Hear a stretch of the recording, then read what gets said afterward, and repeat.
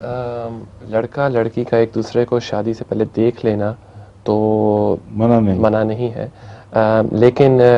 کچھ لڑکے اور کچھ لڑکیاں کہتی ہیں کہ ہم ایک دوسرے کی سیرت کے بارے میں تھوڑا سا زیادہ جاننا چاہتے ہیں، تو کس حد تک تعارف دیکھیں قرآن کریم نے ایک موقع پر یہ بھی لکھا ہے کہ اپنے اصدقاء اور فلاں فلاں کے پاس اگر تم کھانا کھاؤ اور اکٹھے کھاؤ تو اس میں کوئی گناہ نہیں ہے، خواہ الگ کھاؤ خواہ اکٹھے کھاؤ۔ اب اکٹھے کھاؤ میں جو یہ تصور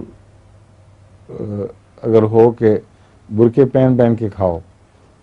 ایک میز پہ، تو یہ مجھے درست نہیں لگتا۔ یہ کھانے میں جو اپنے تن کو ڈھانپنا اور وہ تو فرض ہے، وہ تو اپنی بچیاں اپنے بہن بھائیوں کے سامنے بھی اس طرح رہتی ہیں۔ تو میرے نزدیک ماں باپ کی موجودگی میں، خاندان کی موجودگی میں اگر کھانے کی میز پر اکٹھے ہوں اور چند باتیں کرنے کا موقع مل جائے، لیکن الگ ہو کے نہیں، تو یہ منع نہیں ہے۔ چنانچہ بعض احمدیوں کو جو ایسے ماحول میں ہیں ان کو اپنے گھر کے رشتے نہیں ملتے،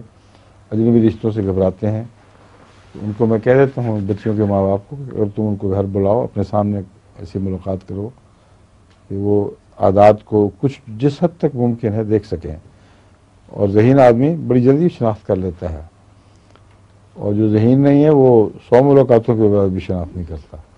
ٹھیک ہے۔